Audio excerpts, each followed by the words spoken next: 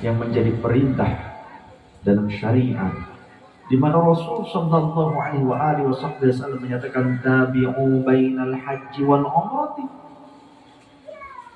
ikutkanlah terus antara umrah dengan haji, saling berkesinambunganlah, sambunglah terus antara haji dan umrah. Fa innahuma yanfiyanil faqr wad dhunuba, karena keduanya dapat menghapuskan kemiskinan dan dosa. Di antara fadilah haji dan umrah adalah menghilangkan kefakiran. Jika kita merasa bermasalah dalam urusan rezeki, tapi kita memiliki bekal untuk bisa melaksanakan ziarah ke Rasulullah dan ke Baitullah, untuk bisa melaksanakan umrah, berangkat. Jangan takut untuk kekurangan harta. Orang yang berangkat ke sana dengan tulus dan benar-benar diterima oleh Allah, maka kefakirannya akan diganti oleh Allah dengan kecukupan. Akan dihilangkan kefakirannya, dan ini sudah terbukti. Ya, yang penting benar pelaksanaannya, sesuai dengan syariatnya, kemudian tulus, ikhlas, dan juga akan menjadi wasilah untuk menghilangkan dosa-dosa kita. Karena tempat suci yang telah ditentukan oleh Allah itu adalah tempat di mana kita bisa memohon ampunan dengan mudah. Jika kita benar tulus bertaubat kepada Allah, di sanalah tempat pencucian dosa-dosa kita. Bahkan jangankan ketika kita sudah sampai di sana, belum sampai sekalipun dosa sudah banyak yang terampuni. Salah satu tanah suci bagi umat Islam adalah Al-Quds, contohnya saja. Dulu kata Rasulullah pernah menceritakan dalam haditsnya, ada seorang laki-laki yang telah membunuh 99 orang. Lalu dia datang kepada seorang rahib. Rahib itu ahli ibadah, ya, sufi zaman dulu.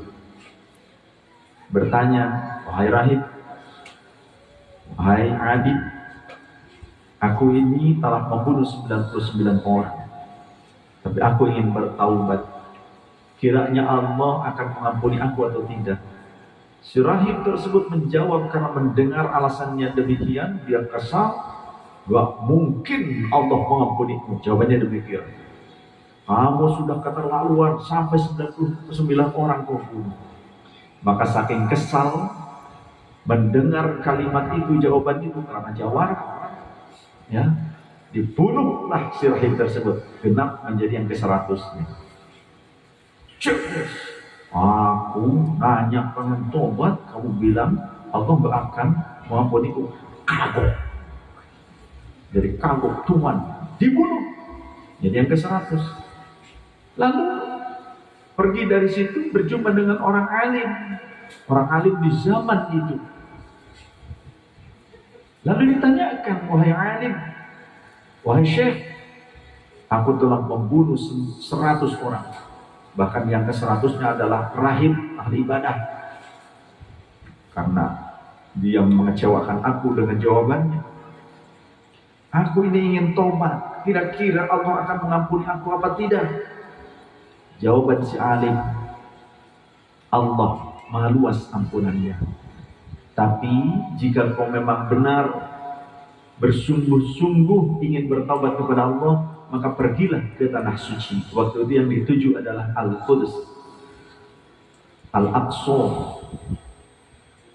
Pergilah ke sana, ke tanah suci Al-Quds, Baitul Quds. Maka dia ikuti anjuran dari orang alim tersebut. Tapi di tengah-tengah perjalanannya, ia meninggal. Pada saat itu 2 malaikat berebut. Malaikat yang akan membawa dia ke dalam kenikmatan, dan malaikat yang akan menyiksanya. Kedua malaikat itu berebut. Ini bagianku, ini milikku.